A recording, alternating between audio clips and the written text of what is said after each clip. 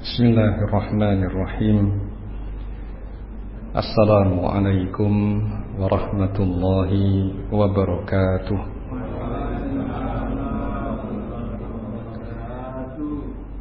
Innal hamdalillah nahmaduhu wa nasta'inuhu wa nastaghfiruh wa na'udzu billahi min shururi anfusina wa min sayyiati a'malina. من يهده الله فلا مضل له ومن يضلل فلا هادي له وأشهد أن لا إله إلا الله وحده لا شريك له وأشهد أن محمدا عبده ورسوله اللهم صل على نبينا محمد وعلى آله وصحبه ومن تبعهم بإحسان إلى يوم الدين. قال الله تعالى في كتابه الكريم: يا أيها الذين آمنوا اتقوا الله حق تقاته ولا تموتن إلا وأنتم مسلمون. يا أيها الناس اتقوا ربكم الذي خلقكم من نفس واحدة وخلق منها زوجها وبث منهما رجالا كثيرا ونساء واتقوا الله الذي تساءلون به والأرحام إن الله كان عليكم رقيبا. يا أيها الذين آمنوا اتقوا الله وقولوا قولا سديدا يصلح لكم أعمالكم ويغفر لكم ذنوبكم ومن يطع الله ورسوله فقد فاز فوزا عظيما. أما بعد فإن أصدق الحديث كتاب الله وخير الهدي هدي محمد صلى الله عليه وعلى آله وسلم وشر الأمور محدثاتها فإن كل محدثة بدعة وكل بدعة ضلالة وكل ضلالة في النار. Bapak-bapak dan saudara-saudara sekalian yang semoga kita senantiasa dirahmati Allah. Alhamdulillah, pada malam hari ini insyaallah kita akan melanjutkan kajian bertema bimbingan Quran dan Sunnah dalam membina keluarga mawaddah warahmah. Bimbingan Quran dan Sunnah dalam membina keluarga mawaddah warahmah. Nah, ini adalah kajian yang ketiga, pembahasan yang ketiga dari materi ini. Nah, dan insyaallah pada sesi ini kita akan lebih banyak membahas tentang bagaimana seharusnya seorang istri bersikap kepada suaminya. Di dalam hadis riwayat Ahmad At-Tabarani disahihkan oleh Ibnu Hibban dan Syekh Al-Albani, Nabi sallallahu alaihi wasallam menyebutkan beberapa kriteria seorang wanita yang dia akan dipersilahkan masuk ke dalam surga dari pintu mana saja yang dia kehendaki. Kalau dia sholat 5 waktu, berpuasa Ramadan, menjaga kehormatannya, menjaga kemaluannya, taat kepada suaminya, maka akan dikatakan masuklah ke dalam surga dari pintu mana saja yang engkau kehendaki.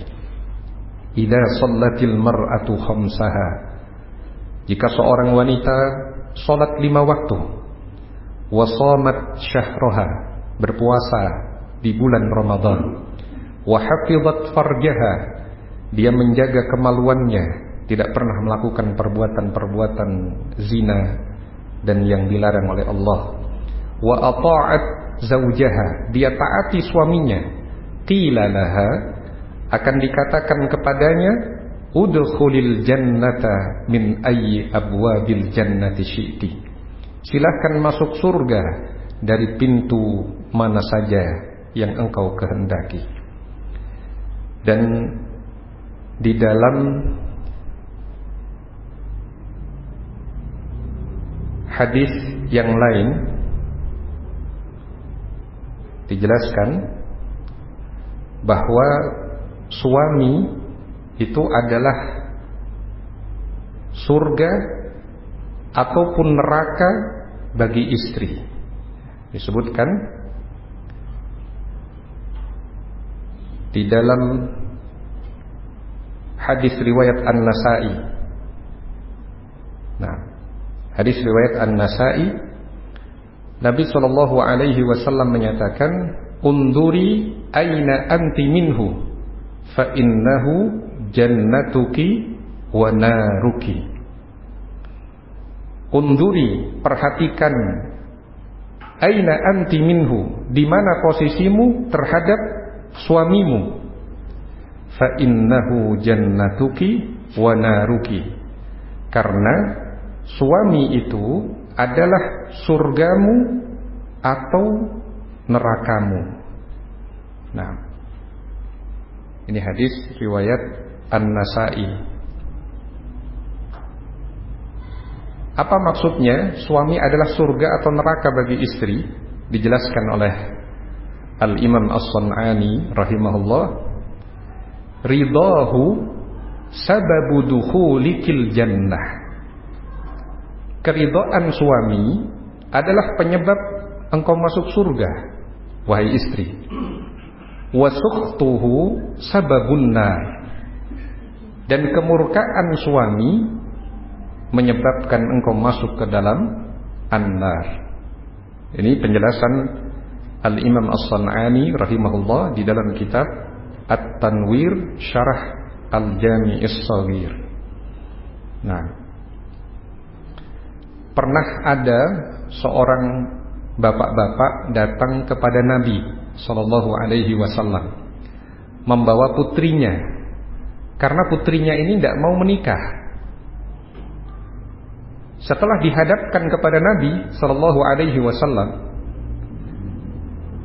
ditanya, kenapa engkau tidak mau menikah?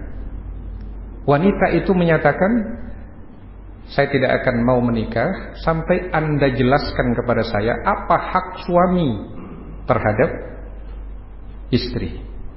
Nah, maka Nabi pun menjelaskan, dan ini menunjukkan hak suami begitu besar. Nabi SAW menyatakan, haqquz zawji ala zawjatihi law kanat bihi qurhatun falahisatha aw intathara min kharahu sadidan aw daman thumma btala'athu ma addat haqqahu. Haqquz zawji ala zawjati, hak suami atas istrinya, law kanat bihi qurhatun, jika pada tubuh suami tersebut ada luka, falahisatha, kemudian sang istri menjilatnya, jadi mengelap luka itu dengan menjilatnya, awin tasara min kharah, atau keluar nanah atau darah yang keluar dari rongga hidung suami, ya, awin tasara min kharahu sadidan aw daman thumma batala'athu, kemudian istri menelannya, ma addat haqqahu, hal itu belumlah terhitung menunaikan hak suami. Nah, ini hadis riwayat Al-Bazzar, juga diriwayatkan Ibnu Abi Syaibah, disahihkan oleh Al-Hakim dan Syekh Al-Albani. Nah, mendengar itu, wanita tadi menyatakan, kalau begitu saya tidak akan menikah. Maka Nabi berpesan kepada ayahnya, kepada walinya, jangan nikahkan dia kecuali atas keridhaan dia. Jangan paksa dia menikah kalau memang dia tidak mau menikah. Nah, dan ini menunjukkan bahwa ajaran Islam begitu adil. Seorang wali tidak boleh memaksa wanita yang berada di bawah perwaliannya untuk menikah kalau dia memang tidak mau. Nah, kasus yang tadi disebutkan adalah dia tidak mau menikah karena dia tahu hak suami begitu besar. Dan Nabi tidak memaksa dia, berpesan kepada walinya, kalau nanti dia belum ada keinginan menikah, jangan paksa dia untuk menikah. Jangan nikahkan dia kecuali atas keridhaan dia. Nah,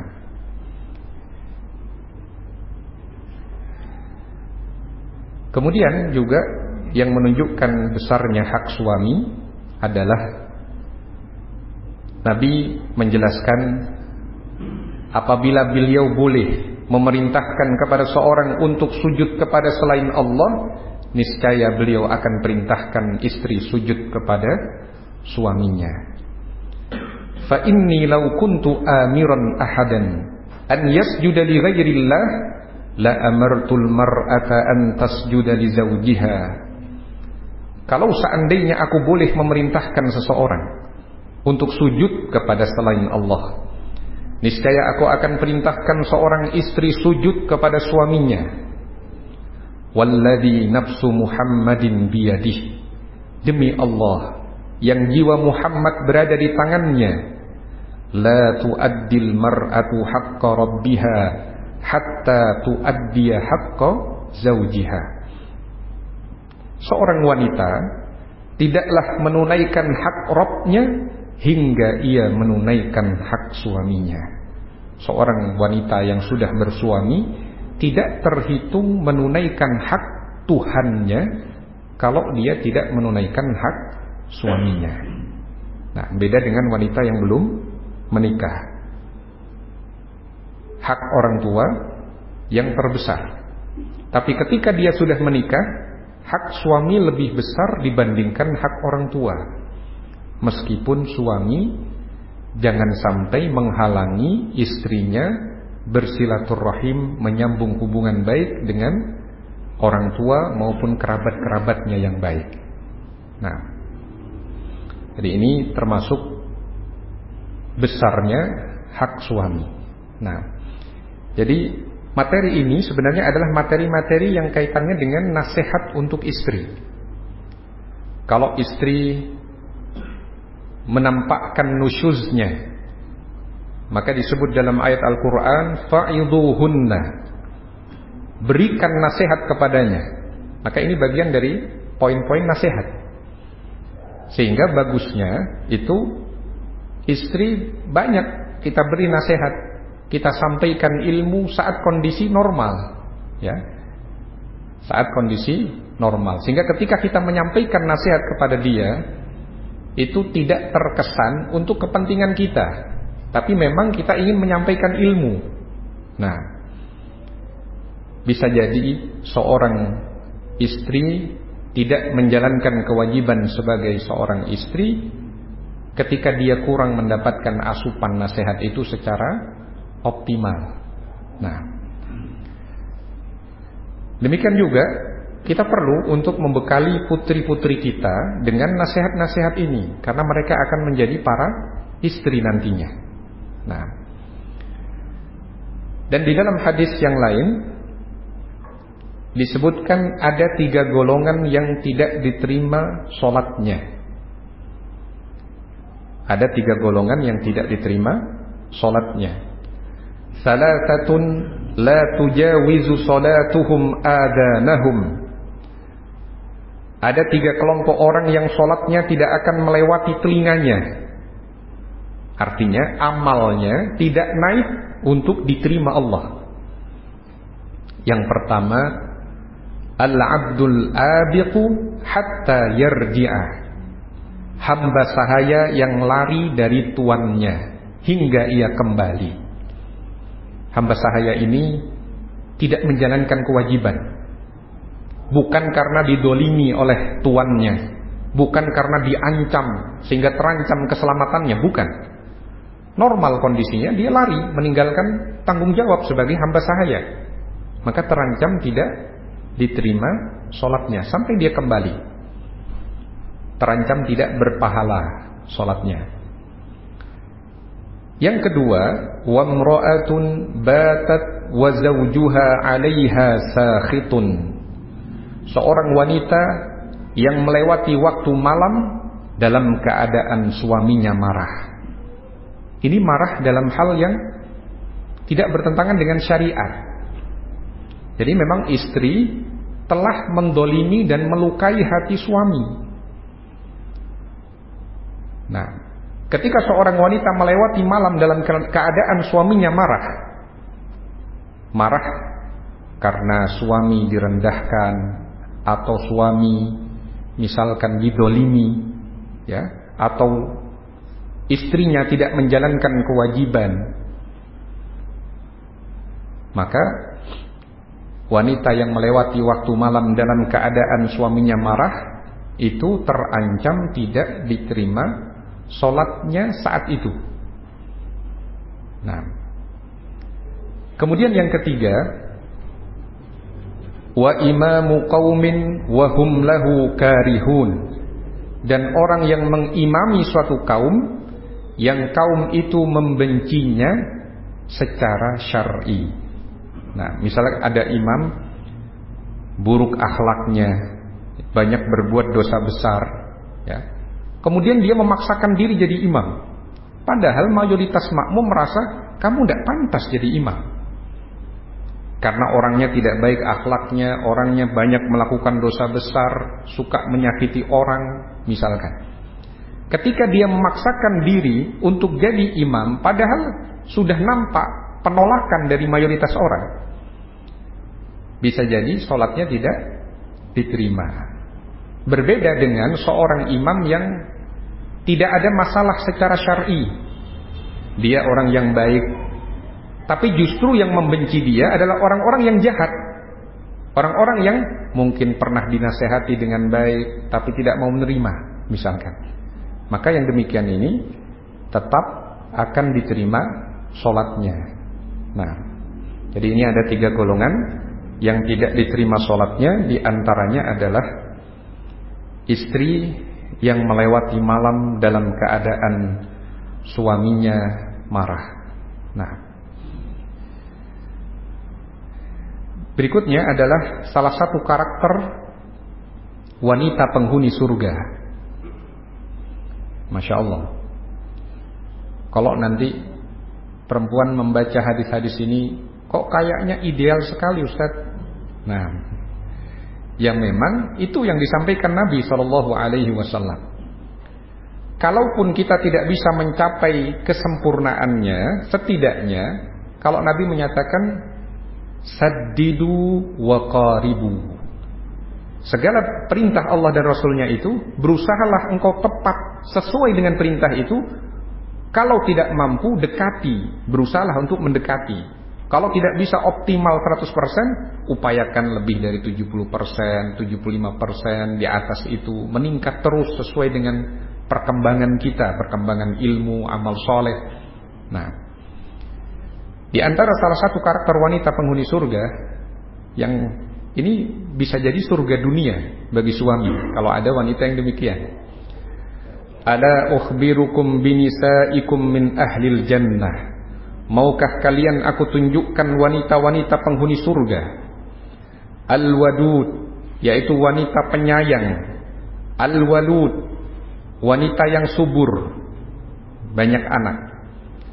Al-a'ud ala zawjiha, yang selalu kembali pada suaminya. Allati idza adat au udiyat, yang jika suatu ketika ia menyakiti atau disakiti. Nah, jadi kadang penghuni surga, wanita penghuni surga itu bukan yang sempurna, tidak pernah menyakiti, tidak pernah menyakiti sama sekali. Kalau disebut dalam hadis ini idza azat, kadang dia menyakiti suaminya, tapi yang bagus dari dia menyadari kesalahannya. Allati idza azat, kalau dia menyakiti au udiyat, atau disakiti oleh suaminya, ja'at hatta ta'khudha biyadi zawjiha, dia datang memegang tangan suaminya. Tsumma taqul, kemudian berkata, wallahi la aduqu ghamdan hatta tarda. Demi Allah, saya tidak bisa tidur sampai Anda rela, sampai Anda ridha. Nah, ini hadis riwayat An-Nasa'i, Tabarani, disahihkan oleh Syekh Al-Albani dalam Shahihul Jami'. Nah, berikutnya Allah akan murka kepada istri yang tidak berterima kasih terhadap suaminya, tidak banyak bersyukur, suka mengeluh. Disebutkan di dalam hadis, la yanzurullahu ila imra'atin la tashkuru li zawjiha wa hiya la tastaghni anhu. La yanzurullahu ila imra'atin, Allah tidak melihat kepada seorang wanita la tashkuru li zawjiha, yang tidak bersyukur kepada suaminya, wa hiya la tastaghni anhu, padahal ia masih membutuhkan suaminya. Ini hadis riwayat An-Nasa'i, Al-Bazzar dan At-Tabarani. Demikian juga termasuk nasihat Nabi sallallahu alaihi wasallam ketika khutbatul Id, ya ma'syaran nisa, wahai para wanita, tasaddaqna, bersedekahlah kalian, fa inni uritukunna aktsara ahlin nar, karena sesungguhnya aku melihat kalian adalah kebanyakan penduduk neraka. Fakulna, maka wanita-wanita itu bertanya, wa bima ya Rasulullah, mengapa demikian wahai Rasulullah, kenapa wanita banyak menjadi penghuni neraka? Qala tukthirnal la'na wa takfurnal ashir, karena wanita banyak melaknat. Melaknat itu mencela, mengumpat, mencaci, ya. Karena wanita banyak mencela, mencaci, melaknat. Wa takfurnal ashir, dan wanita banyak mengkufuri pemberian suami. Nah, sudah diberi setiap hari, ya, sudah berjuang suami, satu saja melihat kekurangan suami, kemudian dia menyatakan, aku tidak pernah melihat kebaikanmu sama sekali. Nah, itu disebut dalam hadis ungkapan demikian. Contoh wanita yang tidak bersyukur. Berikutnya adalah istri yang baik dan buruk akhlaknya. Istri yang baik dan buruk akhlaknya. Kita sebutkan dulu hadis tentang wanita yang baik akhlaknya. Khairun nisa, sebaik-baik wanita, sebaik-baik istri, man tasurruka idza ubsirat, adalah yang menyenangkanmu ketika dipandang, wa tuti'uka idza umirat, mentaatimu ketika diperintah, wa tahfadhu ghaibataka fi nafsiha wa malika, dan dia menjaga diri maupun hartamu ketika engkau tidak ada. Menyenangkan ketika dipandang, taat ketika diperintah, menjaga diri dan hartanya ketika sang suami sedang pergi. Nah, ini hadis riwayat At-Tabarani, disahihkan oleh Syekh Al-Albani dalam Shahihul Jami'. Kemudian kita akan baca ucapan Umar bin Al-Khattab radhiyallahu anhu. Kenikmatan yang besar setelah iman kepada Allah itu dapat istri yang akhlaknya baik. Musibah yang besar setelah kekafiran kepada Allah itu dapat istri yang buruk akhlaknya, tajam lisannya. Ini ucapan Umar bin Al-Khattab radhiyallahu anhu. Qala Umar berkata, mastafada rajulun aw qala 'abdun ba'da imanin billah khairan min imra'atin hasanatil khuluq wadudin walud.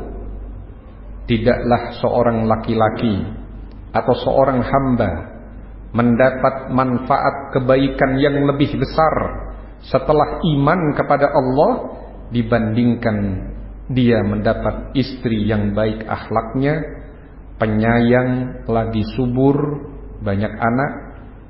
Nah, ini nikmat yang besar. wa mastafada rajulun ba'dal kufri billah syarran min imra'atin sayyi'atil khuluq hadidatil lisan. Dan tidaklah seorang mendapat keburukan yang lebih besar setelah kekafiran terhadap Allah dibandingkan seorang wanita yang kasar ucapannya. Ini ucapan Umar atau athar dari Umar bin Al-Khattab, diriwayatkan oleh Ibnu Abi Syaibah di dalam musannafnya. Nah, berikutnya adalah larangan istri menolak ajakan suami ketika dipanggil ke tempat tidur untuk melakukan hubungan suami istri. Nah, disebutkan dalam hadis riwayat Al-Bukhari dan Muslim, "Idza da'a ar-rajulu imra'atahu ila firashihi fa abat an taji'a la'anatha al-malaikatu hatta tusbih." Jika seorang laki-laki memanggil istrinya ke ranjangnya, kemudian wanita itu enggan datang, maka malaikat melaknat wanita tersebut hingga pagi. Terus dilaknat sepanjang malam itu sampai datang waktu pagi. Ini hadis riwayat Al-Bukhari dan Muslim untuk kondisi wanita yang bersifat nusyuz, membangkang, tidak mau taat, tidak memiliki uzur, tidak dalam kondisi sakit, tidak dalam kondisi berat, ya. Mudah sebenarnya bagi dia, hanya saja dia bersifat membangkang. Maka yang demikian yang terancam laknat dari malaikat. Berbeda jika seandainya sang istri itu terdolimi oleh suami. Nanti kita akan lihat pembahasan berikutnya. Kalau seandainya di dalam Quran bagian dari upaya meluruskan istri adalah memboikot dia di tempat tidur. Sekarang kalau kebalikannya bagaimana? Kalau suami yang dolim, bolehkah istri bersikap sebaliknya? Insya Allah nanti kita akan bahas di slide yang terakhir. Kita masih membahas larangan istri menolak ajakan suami. Selain hadis tadi, hadis riwayat Al-Bukhari dan Muslim, ada hadis lain riwayat Ibnu Majah disahihkan oleh Syekh Al-Albani, "Walau sa'alaha nafsaha wa hiya 'ala qatabin lam tamna'hu." Jika seorang suami meminta istri berhubungan, meski si istri berada di atas pelana unta, nah, ia tidak boleh mencegahnya. Ini hadis riwayat Ibnu Majah disahihkan oleh Syekh Al-Albani. Nah, pembahasan terakhir kita seperti tadi yang saya sampaikan, wanita berhak mendapat perlakuan baik sebagaimana mereka wajib bersikap baik. Karena Allah Ta'ala berfirman, "Walahunna mithlul ladzi 'alaihinna bil ma'ruf." Dan mereka para istri berhak mendapatkan perlakuan baik sebagaimana mereka wajib bersikap baik kepada suaminya. Quran surah Al-Baqarah ayat 228. Ada penjelasan dari Syekh Muhammad bin Shalih Al-Utsaimin rahimahullah ketika seorang wanita bertanya. Secara makna pertanyaannya adalah, "Wahai Syekh, apakah boleh seorang istri menerapkan ayat wahjuruhunna fil madaji? Boikotlah, tinggalkan, diamkan, jangan diajak bicara mereka di tempat tidur. Bolehkah istri menerapkan ayat ini?" Karena di ayat itu disebutkan, "Wallati takhafuna nusyuzahunna fa'idhuhunna wahjuruhunna fil madaji," dan seterusnya. Bolehkah wanita menerapkan ayat ini? Dijelaskan oleh Syekh Ibnu Utsaimin rahimahullah bahwa ayat itu bukan untuk diterapkan wanita, karena ayat itu terkait dengan bimbingan Allah kepada para suami jika istrinya bersikap nusyuz. Tetapi kalau seandainya istri diperlakukan secara dolim, ya, diperlakukan secara dolim, tidak dipenuhi hak-haknya secara mendasar, kebutuhan mendasarnya nggak diberi. Nah, apabila istri melihat bahwa jika saya tahan haknya, ini akan membuat suami berubah, maka di situ boleh bagi istri bersikap memboikot suaminya yang zalim. Karena Allah Ta'ala berfirman, "Faman i'tada 'alaikum fa'tadu 'alaihi bimithli ma'tada 'alaikum." Barang siapa yang bersikap melampaui batas terhadap kalian, balaslah secara setimpal dengan perbuatannya terhadap kalian. Ini Quran surah Al-Baqarah ayat 194. Nah, jadi kesimpulannya, jika sang istri mendapat tindakan kedzaliman dari suaminya, ia boleh menahan hak suami. Nah,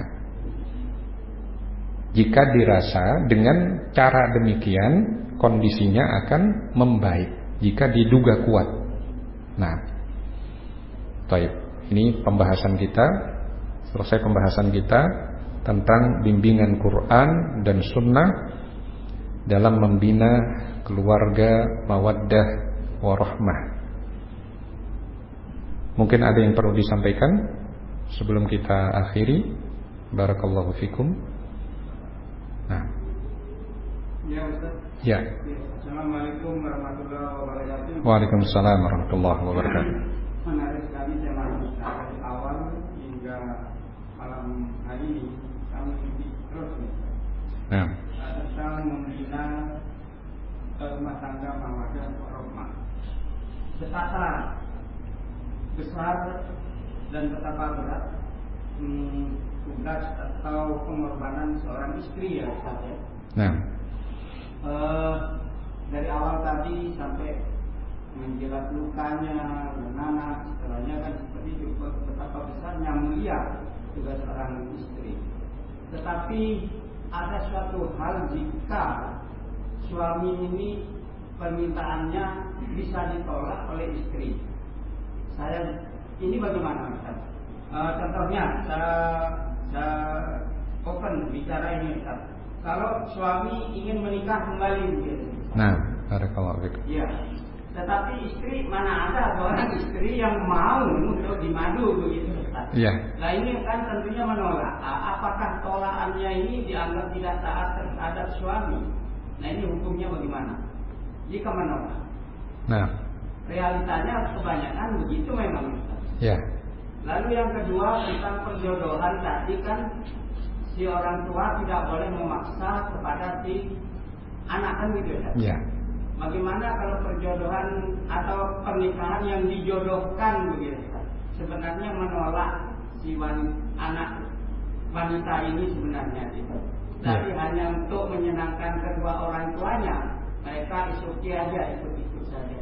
Nah, ini bagaimana juga, Ustaz? Iya. Nah, barakallahu fikum. Jadi ada dua pertanyaan. Bagaimana jika seorang istri tidak mau ketika suami mau nikah lagi?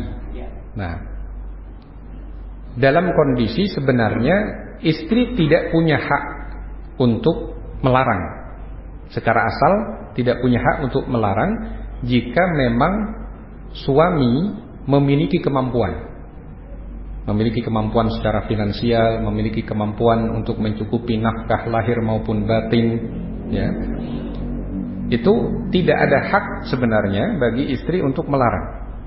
Hanya saja dari sisi adab seorang suami adalah dia perlu mengkondisikan, ya, dia perlu mengkondisikan hal-hal yang diperlukan untuk meredam ghirah, meredam kecemburuan seorang wanita. Karena naluri wanita itu memiliki kecemburuan. Itu wajar. Bahkan sebagian ungkapan Arab, sebagian ulama menjelaskan bahwa seorang wanita kalau sudah cemburu, dia tidak bisa membedakan mana punggung bukit dan perut bukit. Nah, kalau saking cemburu, dia nggak bisa bedakan ini bagian atasnya atau bagian bawahnya dari bukit. Nah, dan itu wajar, kecemburuan seorang istri. Bahkan Aisyah radhiyallahu anha cemburu kepada Khadijah yang sudah meninggal, yang belum pernah dilihat. Karena saking seringnya Nabi kita Muhammad SAW menyebut-nyebut kebaikan Khadijah. Nah, tetapi kalau yang dituruti perasaan wanita, maka tidak akan ada pelaksanaan syariat sama sekali. Kalau setiap suami mau menikah menuruti istrinya, oh tidak jadi. Kalau setiap suami mau menikah, tidak jadi lagi. Nah, maka tidak akan terlaksana syariat yang mulia itu. Padahal syariat poligami, ya, itu adalah syariat yang mulia jika diterapkan oleh orang yang tepat, bijak, mampu dan bersikap adil sesuai kemampuan. Karena keadilan yang dituntut itu adalah keadilan secara materi sebenarnya, bukan keadilan secara kecintaan, kasih sayang. Kalau itu manusia tidak memiliki kemampuan. Allah yang menanamkan perasaan cinta, yang ini lebih cinta, yang itu agak kurang. Nah, dengan penerapan poligami yang tepat akan banyak maslahat di sana. Begitu. Jadi bisa jadi ada semacam penolakan, ya. Bagaimana sikap wanita yang menolak seperti itu? Kalau sekedar merasa cemburu tadi boleh, tapi hendaknya dia menyadarkan dirinya bahwa pertama ini bagian dari takdir Allah Subhanahu wa taala. Kemudian ini bagian dari syariat Allah Subhanahu wa taala. Maka ya sudah, tawakal kepada Allah. Bisa jadi dengan poligami itu akan terjadi kebaikan yang lebih banyak. Tidak jarang orang yang menerapkan poligami secara benar, perhatian kepada istri pertama itu lebih optimal dibandingkan sebelum poligami. Ada yang demikian. Nah, hanya saja kita tidak memungkiri ada penerapan-penerapan poligami yang salah yang dilakukan oleh oknum-oknum itu, yang kemudian menyebabkan syariat yang mulia itu menjadi tercoreng. Nah, kemudian yang kedua tadi, Pak Rio, tadi tentang apa? Tentang pernikahan yang dijodohkan. Dijodohkan, iya. Bagaimana dengan pernikahan yang dijodohkan? Ada beberapa kondisi dijodohkan itu. Yang pertama, sang putri memasrahkan kepada ayahnya, silahkan ayah jodohkan saya dengan siapa saja, ayah lebih paham. Dan ini pernah diterapkan oleh sebagian wanita di masa salafus soleh, seperti misalkan anak dari Sa'id bin al-Musayyib, ya, pasrah pada ayahnya, karena ayahnya adalah seorang yang alim, paham kepada siapa dia akan menyerahkan putrinya. Ketika dipinang oleh putra khalifah, tidak diterima. Tidak diterima, bergelimang kemewahan tidak diterima. Tetapi ketika Ibnu Abi Wada'ah, murid beliau yang sering hadir dalam kajian beliau di Masjid Nabawi, ya, ditanya, kenapa engkau tidak hadir berapa lama? Iya, saya sedang berduka, istri saya meninggal. Nah, maukah engkau menikah lagi? Maka dikatakan, siapa yang mau menikahkan putrinya dengan saya? Saya miskin, tidak punya apa-apa. Ternyata Sa'id bin al-Musayyib yang menikahkan. Dan ternyata pilihan itu pilihan yang tepat. Begitu. Jadi kondisi pertama, sang putri menyatakan, silahkan ayah, bebas, ayah mau menentukan, saya akan ikuti, karena saya yakin pilihan ayah yang terbaik bagi saya. Yang kedua, ada yang pada awalnya sekedar ingin membahagiakan orang tua. Dia merasa berat pada awalnya, tapi ada pergolakan batin, saya harus berjuang, ini saya ingin menyenangkan orang tua. Dan dalam perjalanan waktu, ternyata pilihan orang tua tidak salah. Pilihan orang tua tidak salah, karena ternyata memang itu yang terbaik bagi dia. Begitu. Itu kondisi kedua. Dan ini ada kejadian-kejadian yang seperti ini ada. Kondisi yang ketiga adalah seorang istri awalnya terpaksa dengan pilihan orang tua. Dalam perjalanan waktu ternyata memang pilihan itu salah. Suaminya suka mendolimi dia, tidak memberikan nafkah, suka menyakiti hatinya, ya. Dalam kondisi demikian, sang istri punya hak menggugat khulu. Punya hak menggugat khulu, ya. Kalau sekarang kita bahas tentang bagaimana mempertahankan pernikahan, insya Allah di lain waktu kita juga akan bahas fikih khulu dan fikih perceraian. Yang sesuai dengan syariat itu bagaimana? Ada jalan keluar ketika pasangan memang nggak bisa dipertahankan. Yang di tangan suami itu hak mencerai, hak talak. Yang di tangan istri itu hak khulu, menggugat pisah dengan membayar tebusan. Nah, jadi itu ada pembahasan tersendiri. Masih ada jalan keluar dalam syariat ketika sang istri merasa saya tidak mampu untuk terus bersama dengan suami saya, meskipun suaminya berusaha mempertahankan dia. Nah, itu masih ada jalan yang diberi oleh syariat, yaitu dengan khulu. Meskipun khulu atau perceraian itu adalah jalan terakhir ketika tidak ditemukan cara lain untuk memperbaiki keadaan. Nah, ini mungkin yang bisa kita kaji. Sudah masuk waktu Isya. Terima kasih. Ya, jazakumullah khairan. Ini mungkin yang bisa kita kaji pada kesempatan kita kali ini. Kurang lebihnya saya mohon maaf. Untuk pekan depan sepertinya saya berhalangan, tidak bisa mengisi kajian. Jadi mungkin kajian kita nanti pada 2 pekan lagi insyaallah. Nah, subhanakallahumma wa bihamdika asyhadu an la ilaha illa anta astaghfiruka wa atubu ilaik. Wa sallallahu wa sallama ala nabiyyina Muhammadin wa ala alihi wa sahbihi ajmain. Wassalamualaikum warahmatullahi wabarakatuh.